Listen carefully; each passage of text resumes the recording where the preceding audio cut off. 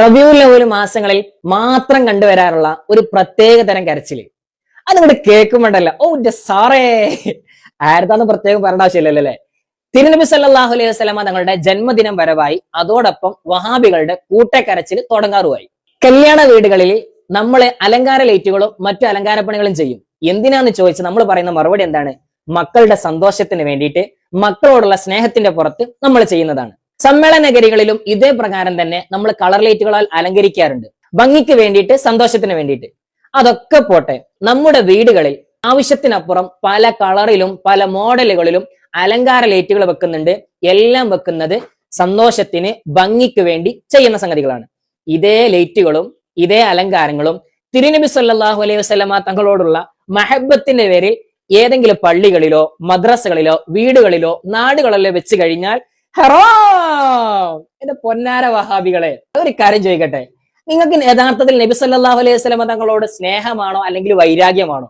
11 മാസം നിങ്ങൾക്ക് ആർക്കും ഒരു കുഴപ്പമില്ല. 12ാമത്തെ മാസം കിട്ട് വന്ന അപ്പൊ തുടങ്ങും ഒറ്റക്കായും കൂട്ടമായൊക്കെ കരച്ചിലോട് കരച്ചില്. എന്താ പ്രശ്നം? നബി സല്ലല്ലാഹു അലൈഹി വസല്ലമ തങ്ങളുടെ ജന്മദിനത്തിന് ലൈറ്റ് ഇടൽ ഹറാം, അല്ലെങ്കിൽ പരിപാടി നടത്തൽ ഹറാം, എല്ലാം ഹറാമ്, ശിർക്ക്, കുഫ്ർ. എടോ എടോ എടോ എടോ എന്തുവാടേ ഇത്? ഒന്ന് മാറ്റിപ്പിടിയടേ. ഇൻഷാ അല്ലാഹ് അടുത്ത വീഡിയോ കാണാം. റബീഉൽ അവ്വൽ മാസം നബി സല്ലല്ലാഹു അലൈഹി വസല്ലമ ജനിച്ചു എന്ന ഖൗലുണ്ട്. ഹിജ്റ പോയത് റബീഉൽ അവ്വലിലാണെന്ന് തെളിവുണ്ട്.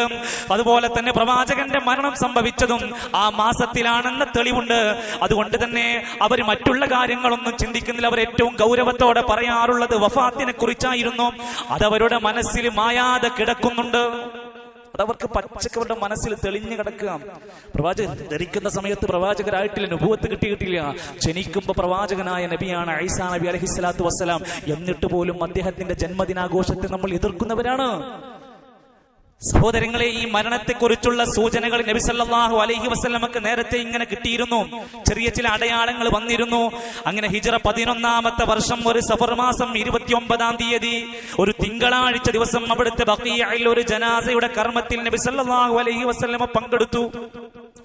ആ ബഖീഅയിൽ നിന്ന് തിരിച്ചു മടങ്ങി വരുന്ന സമയത്ത് പ്രവാചകന് ശക്തമായ തലവേദന ആരംഭിച്ചു.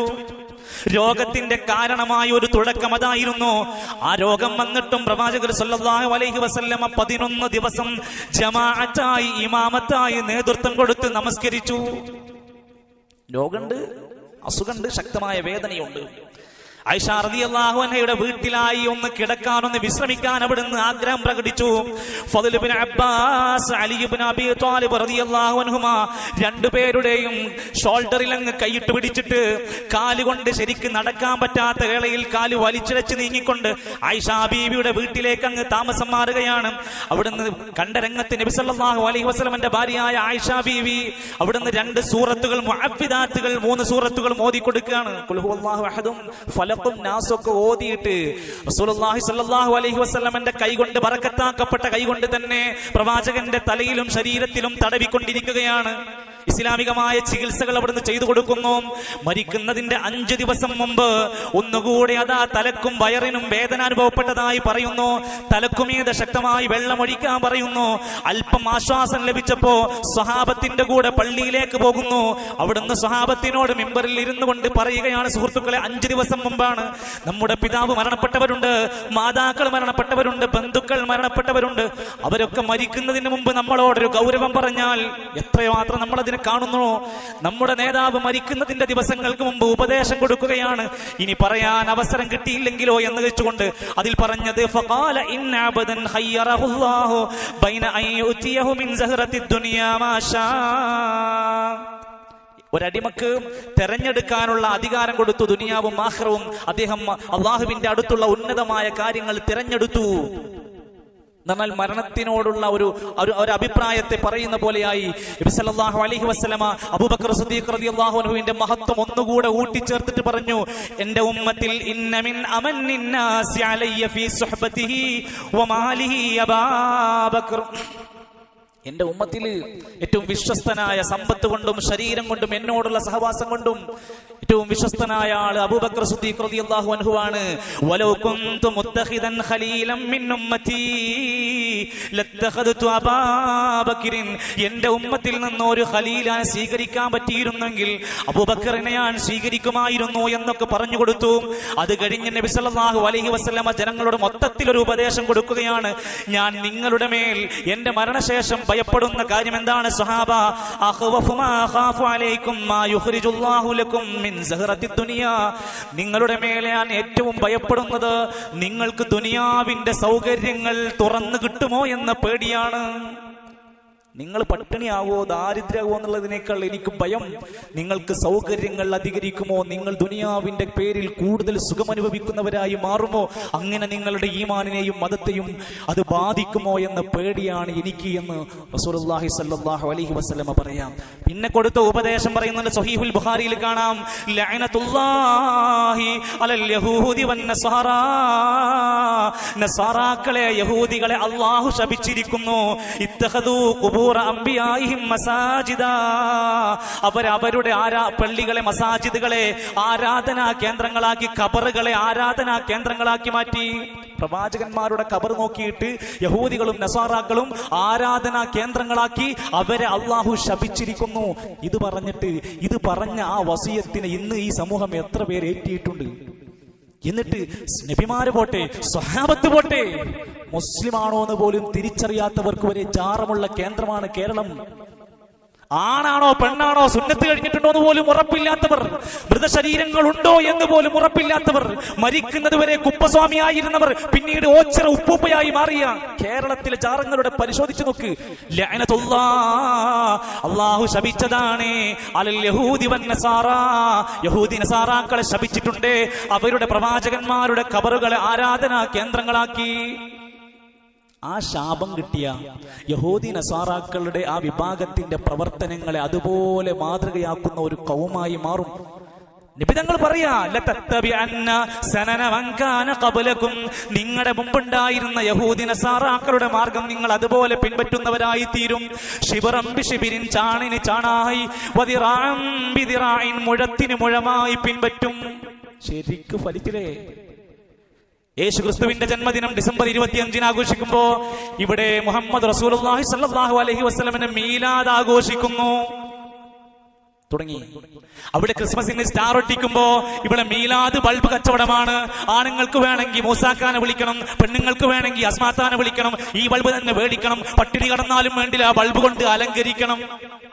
പള്ളികൾ വരെ ബലിപെരുന്നാളിന് അലങ്കരിച്ചില്ല, ചെറിയ പെരുന്നാളിന് അലങ്കരിച്ചില്ല. റബീഉൽ അവ്വൽ വന്നപ്പോ അലങ്കരിക്കാൻ എല്ലാവരും രംഗത്തിറങ്ങി. അവസാനിച്ചില്ല. അവിടെ ക്രിസ്മസ് കേക്കുകളാണെങ്കിൽ ഇവിടെ മലപ്പുറത്ത് വന്നതേതാണ് മീലാദ് കേക്ക് പൊട്ടിച്ച് ഉസ്താദ് വിതരണം ചെയ്തു കൊടുക്കുന്നു. തീർന്നില്ല. വർഷങ്ങൾക്ക് മുമ്പ് വിവാദമായല്ലോ. ബാംഗ്ലൂരിലൂടെ റാലി പോകുന്നു. അപ്പുറത്ത് ഉണ്ണിയേശുവിനെയാണ് കൊണ്ടുപോകുന്നതെങ്കിൽ ഇപ്പുറത്ത് ഉണ്ണി മുഹമ്മദിനെ ഉണ്ടാക്കി കൊണ്ടുപോയി. ഇതൊക്കെ പറയുമ്പോൾ ഒരു പക്ഷേ നമ്മൾ പ്രവാചക സ്നേഹിയല്ല, നമുക്ക് നബിനോട് സ്നേഹമില്ലെന്നൊക്കെ നിങ്ങൾ വാദിക്കട്ടെ. സത്യം തുറന്നു പറയാൻ മടിക്കുന്നില്ല. ഇത് എവിടേക്കുള്ള പോക്കാണ്? പ്രവാചകന്റെ ഉപദേശം പോലും സ്വീകരിക്കാൻ അവർ തയ്യാറാകുന്നുണ്ടോ? അല്ലാഹുമ്മ ലാ തജഅൽ ഖബരി വതനൻ യുഅബദ്, അല്ലാഹുവേ എന്റെ ഖബറിനെ ആരാധനാ കേന്ദ്രമാക്കി മാറ്റരുതേ. മരിക്കുന്നതിന് മുമ്പുള്ള വാക്കുകളാണ് ഞാൻ പറഞ്ഞത്. ഇസ്തദ്ദ ഗളബുല്ലാഹി അലാ ഖൗമിൻ, അല്ലാഹുവിന്റെ കോപം അതികഠിനമായിരിക്കുന്നു. ഇത്തഖദു ഖുബൂറ ആരാധനാ കേന്ദ്രങ്ങളാക്കിയിട്ട് ഖബറുകളെ മാറ്റുന്ന ആളുകളെ അവരോട് അല്ലാഹുവിന് ദേഷ്യമാണ്. സഹോദരങ്ങളെ, രോഗം മൂർച്ഛിച്ച് അവസാനം റസൂൽ സല്ലല്ലാഹു അലൈഹി വസല്ലമയുടെ മരണത്തിന്റെ വേളയിൽ അവിടുന്ന് ഖൈബറിൽ കഴിച്ച ഒരു ഭക്ഷണത്തിന്റെ വിഷാംശം അവിടുന്ന് ഒരു സഹോദരി കൊടുത്ത ആ വിഷത്തിന്റെ അംശങ്ങൾ ഇന്നും എനിക്ക് വല്ലാതെ വേദനയുണ്ടാക്കുന്നു എന്ന് ആയിഷ റളിയല്ലാഹു അൻഹയോട് ചെന്ന് പറയുന്ന രംഗമുണ്ട്. ഫാത്തിമ റളിയല്ലാഹു അൻഹ പ്രവാചകന്റെ ആ വേഷമവും വേദനയും കണ്ടിട്ട് പറയുന്നുണ്ട്, വാക്കർ ബാബാ, എന്റെ വാപ്പാക്ക് ഇന്ന് എന്തൊരു ബുദ്ധിമുട്ടാണ്, എന്തൊരു പ്രയാസമാണ്. നബി തങ്ങൾ ആശ്വസിപ്പിക്കുന്നുണ്ട്, ലൈസ അലാ അബീക കർബുൻ ബഅദൽ യൗം, ഇന്നേ ദിവസം കഴിഞ്ഞാ നിന്റെ വാപ്പാക്ക് ഇന്നൊരു പ്രയാസമില്ല. നമുക്ക് ആർക്കെങ്കിലും പറയാൻ പറ്റുമോ? ആ പ്രവാചകൻ അവിടുന്ന് മകളെ ആശ്വസിപ്പിച്ചു, സമാധാനിപ്പിച്ചു. സാരമില്ല, വാപ്പാക്ക് ഇന്ന് കഴിഞ്ഞാൽ വേദനയില്ല.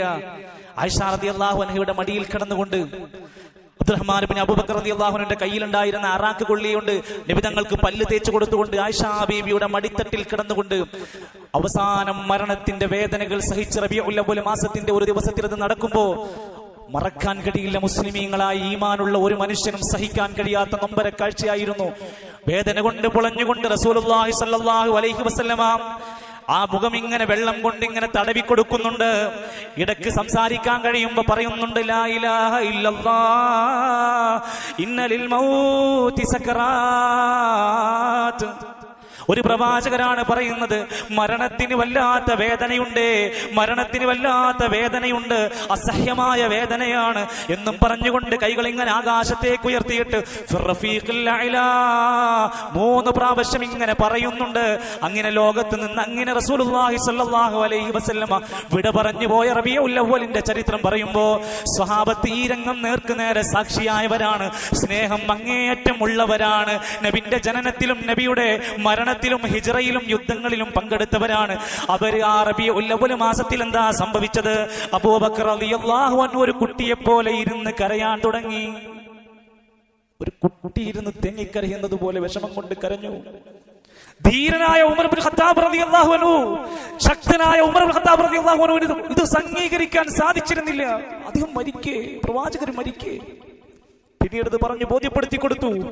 സഹാബത്ത് പറയാണ്, മദീനയിൽ അന്ന് കയറി ചെന്ന സമയത്ത് അതാ ഫമാ റഅയ്തു യൗമൻ കാന അഖബഹ വലാ അളമ മിൻ യൗമിൻ മാത ഫീഹി റസൂലുള്ളാഹി സ്വല്ലല്ലാഹു അലൈഹി വസല്ലം. പ്രവാചകർ ഞങ്ങളിലേക്ക് ഹിജ്റ ചെയ്തു വന്നപ്പോൾ തെളിഞ്ഞ പ്രകാശമായിരുന്നു, സന്തോഷമായിരുന്നു, അവിടെ വെളിച്ചം ആനന്ദമായിരുന്നു. പക്ഷേ ഞങ്ങളുടെ ജീവിതത്തിൽ ഏറ്റവും ഇരുട്ട് നിറഞ്ഞ, വെളിച്ചം കെട്ടുപോയ, മദീന മുഴുവൻ കരഞ്ഞുപോയ ശാന്തമായ ഒരു ദിവസമായിരുന്നു. റസൂലുള്ളാഹി സ്വല്ലല്ലാഹു അലൈഹി വസല്ലമ മരിച്ചു എന്ന വാർത്ത അറിഞ്ഞപ്പോ ഇതൊക്കെ ഖുതുബയിൽ പറഞ്ഞു കൊടുത്തിട്ടും ആളുകൾ മനസ്സിലാവാതെ അതിനെക്കുറിച്ച് ചിന്തിക്കാതെ കടന്നു പോകുന്നു. ആരാണ് ഉത്തരവാദികൾ?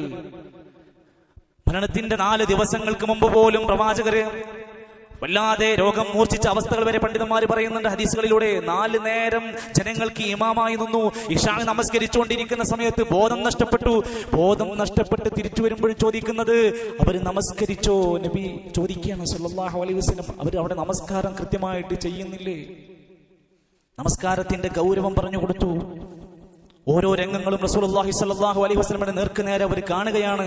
മരണപ്പെടുന്ന ദിവസം അതാ ഒരു തിങ്കളാഴ്ചയാണെന്നും സുബ്ഹ് നമസ്കാര സമയത്തിന് അബൂബക്കർ റളിയല്ലാഹു അൻഹു ഇമാമായി നമസ്കരിച്ചു എന്നും പ്രവാചകന് പങ്കെടുക്കാൻ കഴിഞ്ഞില്ല എന്നും അവരോട് ഇമാമായി നമസ്കരിക്കാൻ പറയുകയൊക്കെ ചെയ്തു. ഒരു ളുഹാ സമയത്താണ് റസൂലുള്ളാഹി സ്വല്ലല്ലാഹു അലൈഹി വസല്ലമ തങ്ങൾ മരണപ്പെടുന്നത്. നമ്മുടെ നാട്ടിലെ റാലി നടക്കുന്ന, സൽക്കാരം നടക്കുന്ന ആ ഒരു ളുഹാ സമയമുണ്ടല്ലോ, ആ സമയത്ത് പ്രവാചകർ മരിക്കുകയാണ്. ഫാത്തിമ റളിയല്ലാഹു അൻഹയെ 2 പ്രാവശ്യം അടുത്തേക്ക് വിളിച്ചിട്ട് സ്വകാര്യം പറഞ്ഞു കൊടുക്കുന്നുണ്ട്. ചില സംസാരങ്ങൾ അവിടെ നിന്ന് പറഞ്ഞു കൊടുക്കുന്നു. എന്റെ ശേഷം ഈ കുടുംബത്തിൽ നിന്ന് ആദ്യമായി നീയായിരിക്കും ഫാത്തിമ വരിക എന്ന് പറഞ്ഞു. ഹസൻ ഹുസൈൻ റളിയല്ലാഹു അൻഹുമാ അവരെ ചേർത്ത് വെച്ചുകൊണ്ട് വസിയത്ത് കൊടുത്തു. ഭാര്യമാരെല്ലാവരെയും അടുത്തേക്ക് വിളിച്ച് വസിയത്ത് കൊടുത്തു. ജനങ്ങളോടെല്ലാം വസിയത്ത് കൊടുത്തു. അസ്സലാ വമാ മലക്കത് അയ്മാനുക്കും, അസ്സലാ വമാ മലക്കത് അയ്മാനുക്കും, നിസ്കാരത്തിന്റെ കാര്യം മറക്കണ്ട എന്ന് പറഞ്ഞ് വീണ്ടും ഗൗരവത്തോടെ ഓർമ്മപ്പെടുത്തും. ഈ രംഗങ്ങളൊക്കെ ദീർഘമായി പഠിക്കേണ്ട വിഷയങ്ങളാണ്. ഒരു വലിയ ചരിത്രം തന്നെ അദ്ദേഹത്തിന്റെ മരണത്തിന്റെ തൊട്ടു മുമ്പുള്ള മാസങ്ങളിൽ നടന്ന ചില സംഭവങ്ങൾ ചേർത്ത് വെക്കാനുണ്ട്. സഹോദരങ്ങളെ, ചേർത്ത് വെച്ചോ. നബി സല്ലല്ലാഹു അലൈഹി വസല്ലമ വേദന കൊണ്ട് പൊളഞ്ഞ ഈ ദിനങ്ങൾ ഇന്നത്തെ സമൂഹം ആഘോഷിക്കുകയാണ്. സത്യമല്ലേ? ആണ്. റസൂല് മരണപ്പെട്ട ളുഹാ സമയത്ത് ഘോഷയാത്രയും മുട്ടും പാട്ടും വഴിതടയലും പ്രയാസം സൃഷ്ടിക്കലുമായ ആളുകൾ ഇന്ന് തെരുവുകളിലാണ്. റസൂലിന്റെ മരണം സഹിക്കാനാവാതെ സ്വഹാബിമാര് ബോധരഹിതരായി. ചിലർ മദീനയിൽ നിൽക്കാൻ കഴിയാതെ പ്രയാസം കാരണം മദീനയിൽ നിന്ന് നാടുവിട്ടു. അത്രക്ക് ശക്തമായ സ്നേഹം പ്രകടിപ്പിച്ചവരാണ്. ആ പ്രവാചകൻ സല്ലല്ലാഹു അലൈഹി വസല്ലം വഫാത്തായ ദിനം ഒരു ആഘോഷമാക്കാൻ മുസ്ലിമിന് സാധിക്കുമോ? അപ്പൊ ആളുകൾ ചോദിക്കുന്നു, ജനിച്ചതും മരിച്ചതും ഒരു ദിവസമാണെങ്കിൽ നമുക്ക് മരണം അങ്ങ് വിട്ടേക്കാം, ജനനം അങ്ങ് ആഘോഷിച്ചൂടെ? അതും അവർ ചെയ്തില്ല, സഹാബത്ത് ചെയ്തില്ല. കാരണം എന്താ? അവർ പറയുന്നത്, നബി സല്ലല്ലാഹു അലൈഹി വസല്ലം പറഞ്ഞ വിശ്വാസികൾക്ക് ഏറ്റവും വലിയ മുസീബത്ത്, ഇദാ അസ്വാബ അഹദുക്കും മുസീബ ഫല്യദ്കുർ മുസീബതഹു ബി ഫഇന്നഹാ മിൻ അഅളമിൽ ബസായിബി. ഏറ്റവും വേദനിക്കുന്ന പ്രയാസം എന്ന് പറഞ്ഞത് ഞാൻ കാരണമുണ്ടാകുന്ന പ്രയാസമായിരിക്കും, മരണമായിരിക്കും. അതിനേക്കാൾ വലുത് വേറൊന്നും ഇല്ല എന്ന്. അതുകൊണ്ട് എൻ്റെ സുഹൃത്തുക്കളെ, ഈ മരണത്തെക്കാൾ വലിയ പ്രയാസം നമുക്ക് ആർക്കെങ്കിലും ഉണ്ടോ? ഇല്ല. അതാണ് നമ്മൾ ഓർക്കേണ്ടത്. അതോടൊപ്പം തന്നെ ഈ ഒരു സന്ദർഭത്തിൽ പല ആളുകളെ തെറ്റിദ്ധരിപ്പിക്കാൻ എവിടെ വരെ എത്തിച്ചു എന്ന് വെച്ചാൽ ഇസ്ലാമിന്റെ സന്ദേശങ്ങൾ പച്ചക്ക് ദുർവ്യാഖ്യാനം ചെയ്തു.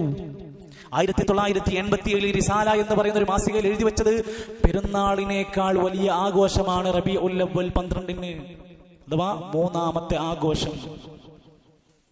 അതേ സമയത്ത് വേറെ ചില ചോദ്യങ്ങൾ നമുക്ക് ചോദിക്കാനുണ്ട്. പ്രവാചകർ മരണപ്പെട്ടു എന്ന് പറയുന്ന റബീഉൽ അവ്വലിൽ എന്തുകൊണ്ട് ഇവർ ആണ്ടാഘോഷിക്കുന്നില്ല? CM മടവൂരിന്റെ ആണ്ടാഘോഷിക്കുന്നു, ജീലാനിയുടെ ആണ്ടാഘോഷിക്കുന്നു, മമ്പുറ മഖാമിൽ ആണ്ടാഘോഷിക്കുന്നു, കണ്ണൂർ ജില്ലയിലെ വിവിധ പരിസരങ്ങളിൽ ജാറങ്ങളിൽ ആണ്ടാഘോഷിക്കുന്നു. എന്നാൽ എന്താണ് ഇവർ റബീഉൽ അവ്വലിൽ പ്രവാചകർ മരണപ്പെട്ടപ്പോൾ നബിന്റെ ആണ്ടാഘോഷിക്കാത്തത് എന്ത്? പോരെ, ആ മഹാനല്ലാഞ്ഞിട്ടാണോ? നേതാവല്ലാഞ്ഞിട്ടാണോ? പഠിക്കണം സുഹൃത്തുക്കൾ. ഇതൊക്കെ സ്വന്തം ഇഷ്ടങ്ങൾക്കനുസരിച്ചുകൊണ്ട് ഓരോരുത്തരും സ്വയം കാട്ടിക്കൂട്ടുന്ന ചില വിക്രിയകളെ ന്യായീകരിക്കാൻ വകുപ്പില്ല. അതുകൊണ്ട് നമ്മൾ പഠിക്കുക.